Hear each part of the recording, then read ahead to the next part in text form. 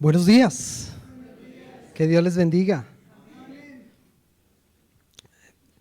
En las redes sociales encuentra uno muchos memes, algunos graciosos, otros que lo ponen a uno a reflexionar, y aquí tengo uno que quiero que vean. Es posible que ya lo hayan visto otra vez, la imagen de un niño cuestionando, un bebé cuestionando: ¿me estás diciendo que eres cristiano pero no te congregas? Y miren la cara del niño. Pues yo pondría esa misma cara. Pues no estoy tan niño, pero de extrañeza. Es decir, lo uno no va con lo otro. ¿Cómo me vas a decir una cosa si no haces lo otro? ¿Cómo me vas a decir que eres cristiano si no te congregas? ¿Cómo me vas a decir que eres cristiano pero no perteneces a una comunidad? No formas parte del cuerpo.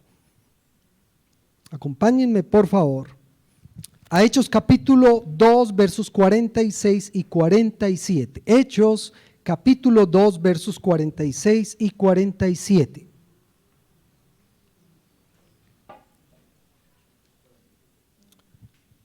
Estamos en una descripción de lo que es la iglesia primitiva, lo que se ha llamado la iglesia primitiva. Lo que comenzó después de que Jesucristo se fue y el Espíritu Santo vino, y cuáles eran las características de esa iglesia primitiva. Entonces dice de ellos, de esa iglesia primitiva, versículo 46: no dejaban de reunirse en el templo ni un día. De casa en casa partían el pan, compartían la comida con alegría y generosidad, alabando a Dios y disfrutando de la estimación general del pueblo. Y cada día el Señor añadía al grupo los que iban siendo salvos. Que Dios nos bendiga a través de su santa palabra. Aquí Lucas, el autor de Hechos, nos cuenta que los creyentes eran constantes en congregarse, disciplinados en congregarse, perseverantes en congregarse, tanto en el templo como en las casas. Tanto en el templo como en las casas. Porque, mis amados hermanos, congregarse es vital para el desarrollo espiritual. Es vital, no es opcional. Qué pena decirles esto, pero no es opcional. En el desarrollo espiritual de todo creyente debe existir una disciplina espiritual que se llama congregarse. Además de ser un mandamiento. Gracias, pastor. ¿Qué aspectos debe incluir entonces el congregarse? De acuerdo a estos dos versículos que leímos. ¿Qué aspectos debe incluir el congregarse? En primer lugar, el texto lo deja bien claro, y es congregarse constantemente. Congregarse constantemente, pero hablemos primero qué es congregarse. O sea, por favor, defíneme esa acción de qué es congregarse. Y lo quiero definir con un texto, una expresión, una explicación que hizo Jesús en el capítulo 18 de Mateo, versículo 19. Miren lo que dijo Jesús. De aquí podemos sacar la definición de congregarse. También les digo lo siguiente: si dos de ustedes se ponen de acuerdo aquí en la tierra con respecto a cualquier cosa que pidan, mi Padre que está en el cielo lo hará. Pues donde se reúnen dos o tres en mi nombre, allí estoy entre ellos. ¿Qué es congregarse entonces? ¿Qué significa? Pues congregarse, reunirse, ¿cierto? Pero aquí nos está dando varias características. Dos o más personas. O sea que yo solito no soy congregación. Dos o más personas, ¿cierto? Entonces, dos personas se juntan, tienen una cita, van a un lugar y se juntan, se reúnen. Y esa reunión tiene unos objetivos comunes, de acuerdo a este texto. O sea, no es para cualquier cosa, no. Hay un objetivo, un propósito común entre las dos, las tres, las 100 o las 500 personas. Y es, primero, la gloria de Dios. Se reúnen en el nombre de Jesucristo, se reúnen para escuchar a Jesucristo, para seguir a Jesucristo, para aprender de Jesucristo. Y segundo, orar en acuerdo. Se ponen de acuerdo para orar. Entonces, si yo voy a orar con el otro, si yo voy a orar por la necesidad del otro, ¿qué yo necesito primero? conocer las necesidades. Entonces está implícito que debe haber comunicación, que debe haber empatía, que debemos estar conversando y conocernos para orar unos por otros. No es tú allá, yo aquí, tú verás y yo veré. Tú vas a la iglesia, yo voy a la iglesia, tú te sientas para allá, yo me siento por acá, no nos conocemos, no me importa. No. Orando en común, pidiendo lo mismo, en unidad. Entonces, congregarse es cuando dos o más personas se reúnen con el propósito de glorificar a Dios y compartir necesidades en común y pedirle junto al Señor, juntos pedirle al Señor. ¿Por qué es importante congregarse? ¿Por qué creen? La pastora ahora lo dijo. Primero, porque es un mandamiento. Y yo creo que podríamos no enumerar más cosas de por qué es importante congregarse y quedarnos ahí.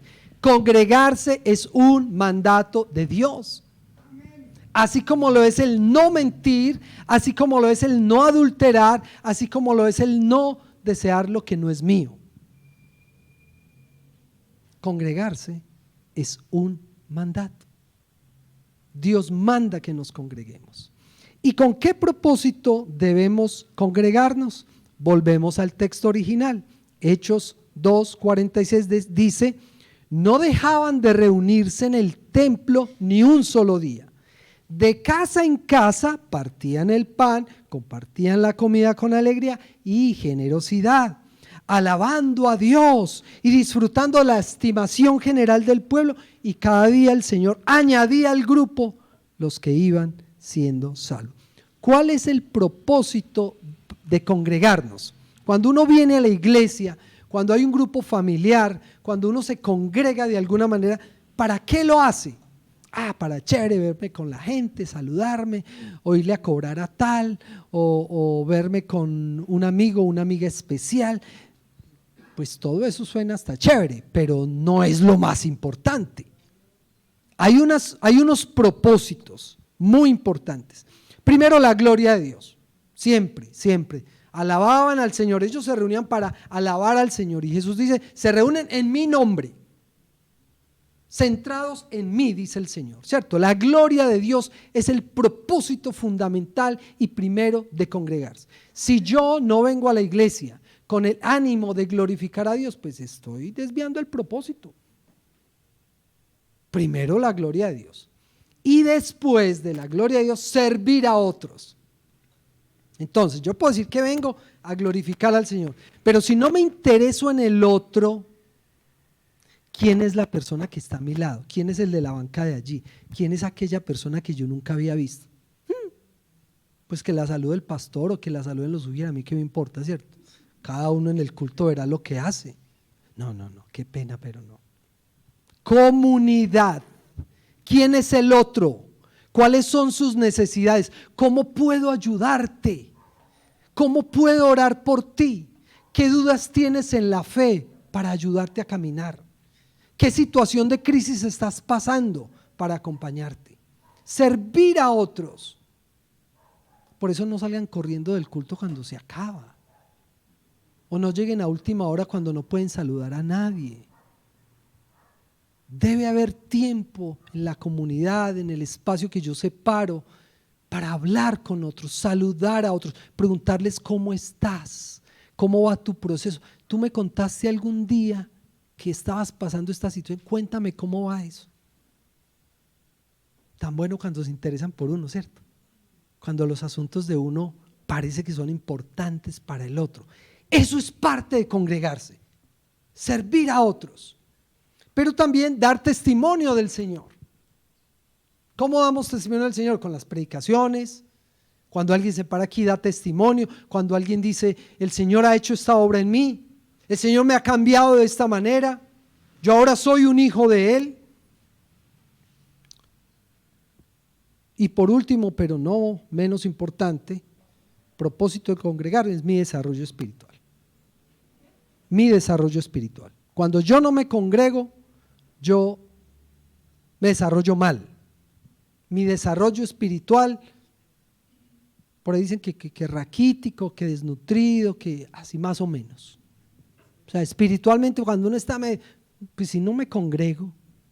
Ahora, ¿qué tiene que ver el congregarse con el desarrollo espiritual? Pues muy sencillo, uno viene aquí y se alimenta, ¿cierto? Primero de la palabra del Señor. Eso nutre el alma, eso me da ánimo para seguir adelante, pero también me exhorta si me estoy comportando mal. Es mi alimento espiritual. Pero también cuando yo adoro al Señor, mi alma se regocija, se levanta, adquiere ánimo. Y cuando el hermano me da un abrazo, yo me siento reconfortado. Y cuando otro viene y me exhorta y me dice, recuerda que debes caminar derechito con el Señor, eso es parte del alimento espiritual. Muy bien, ya hemos definido lo de congregarse. Ahora el texto, recuerden que el texto está enfatizando que hay que hacerlo constantemente, disciplinadamente, es decir, debe formar parte del hábito de mi vida, de las disciplinas de mi vida. Ustedes se han preguntado por qué la iglesia primitiva era tan constante y tan fiel en congregarse. A ver, sospechemos, a ver, ¿por qué se congregaban tan constante y fielmente la iglesia primitiva? Porque necesitaban la protección de Dios. ¿Qué más? En obediencia. ¿Qué más? Para obtener y aprender sabiduría.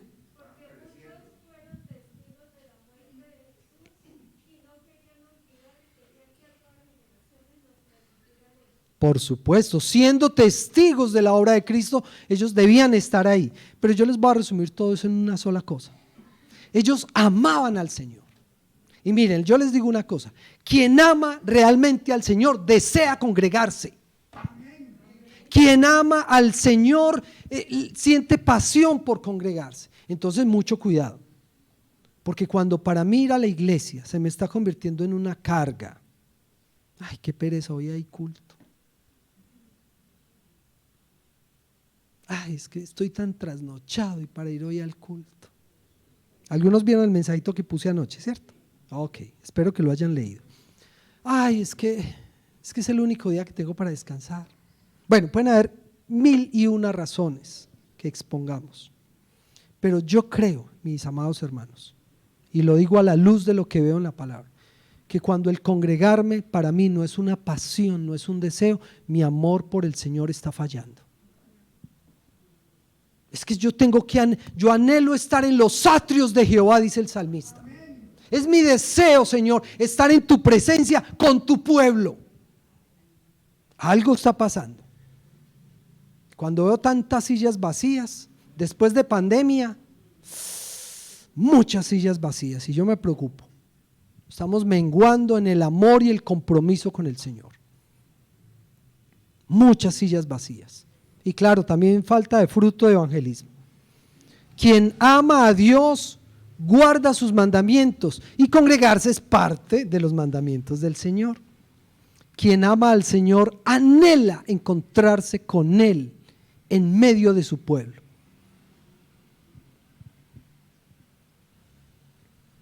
Algunas veces preguntamos, ¿por qué no viniste al culto? ¿O por qué no has vuelto al culto? ¿O por qué dejaste de venir al culto? Y las razones, pues siempre, es porque, y yo no voy a juzgar las razones que cada uno tiene para faltar al culto, no las voy a juzgar, creo que no me corresponde. Pero yo sí les invito a que nos evaluemos. Cuando yo falto al culto, tengo una razón valedera. Cuando yo dejo de venir a la iglesia, eso sí es una razón valedera. Cuando yo me quedo en casa, es una razón, tengo razones valederas para quedarme y no asistir al culto. Cada uno evalúese. Es muy difícil juzgar cada situación. Habrá personas que dicen, yo tengo razones valederas para no ir hoy a la iglesia. Es muy difícil juzgar cada situación, pero yo sí les invito, hermanos, evaluemos cada uno su vida. Cuando yo no vengo al culto, ¿tengo razones de valor de verdad o le estoy sacando excusas al Señor? Todas esas sillas vacías, ¿tienen razón valedera para estar así?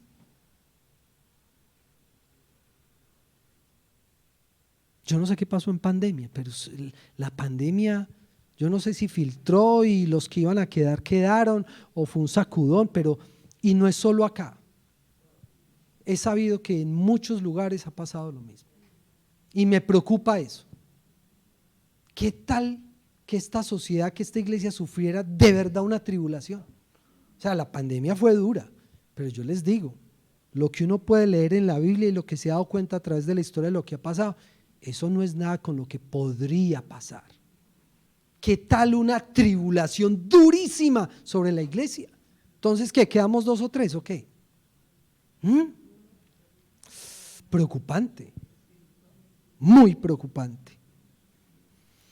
Cuando la gente expone razones para no asistir a la iglesia, yo creo que debemos preguntarnos si hemos perdido ese primer amor, como el de la iglesia primitiva, que no dejaban de reunirse. Y les cuento detallitos. Ustedes saben, ahorita Olaf lo mencionó, por seguridad, ustedes saben que ellos estaban bajo persecución y sus vidas corrían peligro al congregarse. Ay, ellos iban para adelante. Es que cuando uno ama al Señor, pues sí, cierto, es muy diferente. Es que cuando uno ama al Señor va es derecho. Pero pues si hay temores, si hay dudas, si hay otras prioridades, entonces pues cualquier excusa sirve, ¿cierto? Recuerden, congregarse es vital para el desarrollo espiritual. Vamos con el segundo aspecto del congregarse. El texto en Hechos 2:46 dice que no dejan de reunirse, ¿dónde? En el templo, muy bien, el templo. Tratemos de hacer un resumen de lo que es la historia y el propósito del templo. No voy a hacer una cosa grande porque pues nos coge la tarde, pero recordemos, en Éxodo capítulo 25, Dios da las instrucciones para que se construya un tabernáculo. Lo primero no fue un templo, un tabernáculo. ¿Qué era un tabernáculo? Una tienda portátil, se armaba y se desarmaba. ¿Por qué debía ser portátil? Porque ellos eran viajeros en el desierto, ¿cierto? Ellos estaban de un lugar a otro, errantes, entonces tenían que armar y desarmar. Armaban las carpas, las tiendas, y la principal, que era el tabernáculo, la armaban, se acababa el alimento allí, se iban para otro lugar y armaban otra vez el tabernáculo. Más adelante, este tabernáculo Dios pidió que lo hicieran porque debía ser el lugar de encuentro entre Dios y el pueblo, ¿cierto? Entonces él dijo, hagan una tienda para mí, esa va a ser mi tienda, y en esa tienda ustedes y yo nos vamos a encontrar. Más adelante, en Reyes capítulo 6, se construye el templo. ¿Por qué? Porque llegaron a Jerusalén, el pueblo se establece en Jerusalén, entonces ya no había necesidad de tienda, vamos a hacer un templo y lo vamos a hacer como para Dios, una cosa buena, hermosa, portentosa, y construyeron tremendo templo. El primer templo, el de Salomón. Cuando el pueblo fue exiliado a Babilonia, ya no había templo porque estaban muy lejos, entonces comenzaron a hacer reuniones en pequeños grupos que se llamaron las sinagogas. Las sinagogas vienen de ese tiempo, del tiempo del exilio, en donde no había templo y teníamos que reunirnos. Reunamos nosotros, recordamos las escrituras, cantamos nuestros salmos y agradecemos al Señor. Para la época de Jesús existían las dos formas de congregarse. Iban al templo, que era para ocasiones muy especiales, eran unas fiestas muy especiales donde presentaban sacrificios al Señor, pero habían sinagogas donde se reunían cada 8 días. Y en la sinagoga leían las escrituras, cantaban salmos y daban testimonio de lo que el Señor hacía. Entonces, el lugar de reunión es un lugar donde Dios quiere reunirse con su pueblo. Y ese lugar, de alguna manera, era un anticipo de lo que Cristo iba a hacer más adelante, un lugar de encuentro. Pero miren, lo especial no es el templo, lo especial no son las paredes, lo que hace el templo, lo que hace el lugar de reunión no es la construcción, son las personas con el propósito que se van a reunir, ¿cierto? Entonces, no solo las personas, porque nosotros no somos el centro del templo, el centro del templo es Dios. Entonces el propósito con el que nos reunimos, las personas reunidas con ese propósito hacen iglesia, hacen templo, hacen congregación. Reunirse en el templo y uno mira sillas vacías. ¿Cuántos espacios hay vacíos? Casi la mitad, ¿cierto? ¿Por qué habrá disminuido disminuido la asistencia al templo. Yo a veces pienso, ¿será que les queda muy lejos? Yo conocí unos cristianos en el Pacífico colombiano, un pueblo que se llama Guapi, y muchos de los que asistían a esta iglesia y a las iglesias de alrededor, porque eran varias congregaciones, viajaban horas en lancha, en plena selva. Y yo decía, qué belleza estos hermanos, yo me los llevo para Pereira. Hermanos que no les importa ir desde lejos en condiciones climáticas duras. Señora. Cuando crece la marea, los hermanos tienen que llegar, pues el agua les da a las rodillas cuando crece la marea y así llegan a…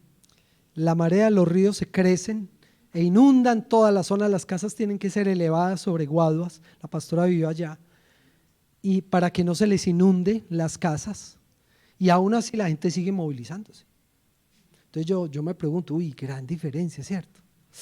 La pasión, hermanos tan humildes, hermanos que viven en condiciones y unas zonas apartadas, pero esa pasión por ir al templo, esa pasión por reunirse.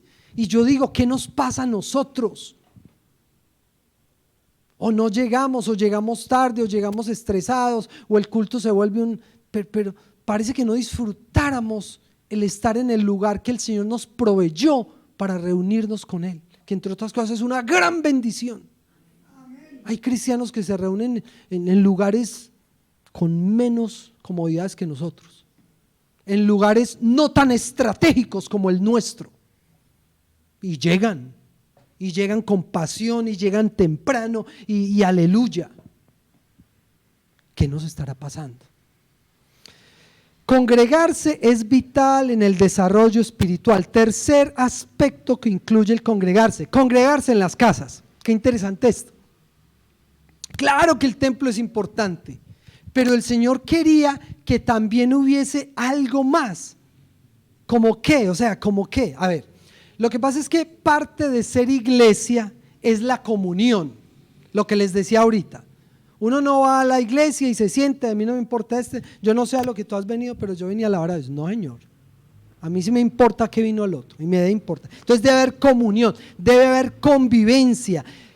Ser cristiano, ser parte de una comunidad, es ir más allá de un saludo. ¿Qué hubo, chao y hasta luego? ¿Cómo estás? ¿En qué puedo servirte? Es ir más allá de compartir y practicar una liturgia, es compartir aún en la intimidad del hogar. Eso es parte de ser congregación. Hay personas que les encanta abrir la puerta de sus casas. Vengan, hermanos, vengan a mi casa, comemos juntos, nos instruimos, damos gracias al Señor, vengan a mi casa, y abren las puertas. Hay otros que no. En la iglesia, en mi casa, nada. A mi papá al comienzo no le gustaba que fueran evangélicos a la casa. A él no le gustaba. Hay que abrir las puertas de la casa. Hay que invitar, es un espacio, es una oportunidad para dar testimonio y adorar al Señor. Muchos de los eventos evangelísticos, de las escenas evangelísticas de Jesús fueron en casas, compartiendo alrededor de una mesa, comiendo y dando gracias al Señor y hablando del evangelio. Las iglesias comienzan con grupos pequeños en las casas. La iglesia primitiva no comenzó con una mega iglesia, no, comenzó con grupitos que iban sumando a la iglesia del Señor. ¿El templo es base de la reunión? Sí. El templo es base de las reuniones, es el, como dijéramos terrenalmente, es el cuartel general, ¿cierto? Sí, es la base. Pero debemos abrir las puertas de la casa, del hogar, para que el evangelio del Señor, para que el testimonio sea difundido. Yo te hago la invitación. ¿Qué tal si tú ofreces tu hogar? ¿Están conmigo? Ok, espero que estén conmigo. Espero que estén conmigo. ¿Qué tal si abrimos las puertas del hogar e invitamos a alguien? Puede ser un hermano en la fe para conversar, para exhortarnos, para meditar, o puede ser una persona que no conozca a Cristo para hablarle del amor del Señor. No dejaban de congregarse, de reunirse en el templo ni un solo día, y de casa en casa partían el pan y compartían comida con alegría y generosidad. Dianita ahorita nos habló del proyecto de grupos familiares en la iglesia. Reitero, este próximo miércoles será el último miércoles con el formato actual del culto. Esto se va a transformar en un espacio de grupos familiares. ¿Cómo va a funcionar esto? Muy sencillo. Van a haber grupos en casas y grupos virtuales. En la iglesia va a haber un grupo. O sea, los que vienen al culto del miércoles van a conformar un grupo presencial aquí en la iglesia. Se reúne ese grupo, comparten un café, cuentan testimonio de cómo les ha ido, qué han hecho, qué han practicado de lo visto antes. Luego vemos un pequeño estudio. Ese estudio va a ser transmitido por Facebook Live, así como el culto, ¿cierto? Entonces va a haber un momento, 6:30 nos encontramos, a las 7 en punto hay una transmisión por Facebook Live donde va a haber una clase de discipulado cortica, puntual y específica. Después se cierra la transmisión y cada grupo comparte basado en ese estudio y en un material que nosotros les vamos a dar. No es nada del otro mundo. Es sencillo, en el material están las instrucciones, las preguntas y cómo vamos a reflexionar con respecto al tema y qué tareas nos quedan, porque el grupo es dinámico. No es que nos reunimos 8 personas y de lo más de rico y nos quedamos ahí meses haciendo lo mismo, ¿cierto? Porque pues los grupos deben tener su proceso de formación. Hay un dicho sobre los hijos desde el bombril, ¿cierto? ¿A qué se refiere el hijo bombril? Que se quedó ahí, ¿cierto? Ahí está, no, hay que evolucionar. Y los grupos deben evolucionar. El grupo no puede ser bombril, que se quedó ahí toda la vida. No, ese grupo tiene que hacer más discípulos. Cuando Jesús llamó a sus apóstoles, ¿los capacitó para qué? Para que fueran, ¿cierto? Y les dijo, yo les voy a buscar los discípulos. Tengan los discípulos, tengan. Fulano es tu discípulo. ¿Qué les dijo? Vayan y hagan discípulos. Pastor, pero es que usted me tiene que buscar los discípulos. Plop. Plop, ¿cómo que yo te tengo que buscar los discípulos? ¿A qué los envió Jesús? Yo tengo que buscar mis discípulos, pero tus discípulos debes buscarlo tú. ¿Y cómo buscan los discípulos? A ver, un ejemplo práctico. Compartiendo con la gente. Si yo no comparto con nadie, ¿qué discípulos voy a tener? Entonces tengo un vecino, tengo un amigo y fuera de eso hay 2 de la iglesia que viven cerquita. Vengan todos a mi casa. Yo los invito, hacemos un café o hacemos una vaca y compartimos una comida y estudiamos la palabra, nos exhortamos unos a otros y vivimos como la iglesia primitiva. A mí me encanta ese proyecto, pero yo no estoy seguro si a la iglesia le guste, porque hemos hecho 2 convocatorias y hemos hecho dos capacitaciones y han llegado poquitos. El grupo es bueno, los que van a ser facilitadores, el grupo es bueno, pero yo pensé que iba a ser más amplia la convocatoria. No sé, yo la verdad no tengo explicación. Yo no sé si la gente le da miedo o si no están convencidos que eso es un llamado del Señor, o es que es tan cómodo estar cada domingo ahí sentado y no hacer nada más. La verdad no sé. Y como no quiero juzgar, entonces pues lo dejo ahí, ¿cierto? Yo les tiro la pelota y se las dejo ahí. Esto es un llamado que Dios nos está haciendo a congregarnos en el templo y a congregarnos en las casas. Ya cada uno verá si obedece. Hay un grupo que ya está marchando. Empezamos el primer miércoles, que es 3 de agosto. Todavía está abierto el cupo, claro, si alguien quiere ser facilitador, es decir, o prestar su casa o ser el moderador del grupo, lo capacitamos. Es muy sencillo porque el estudio se da desde aquí. Usted no tiene que dar un estudio bíblico, el estudio está. Lo que usted debe hacer es moderar la reunión. Eso no es complicado. Y cuando uno le quiere servir al Señor, pues uno vence los miedos y pasa por encima de los obstáculos y obedece. Pues yo creo que debe ser así, yo no sé. Muy bien, quiero terminar con otro post que encontré en las redes sociales.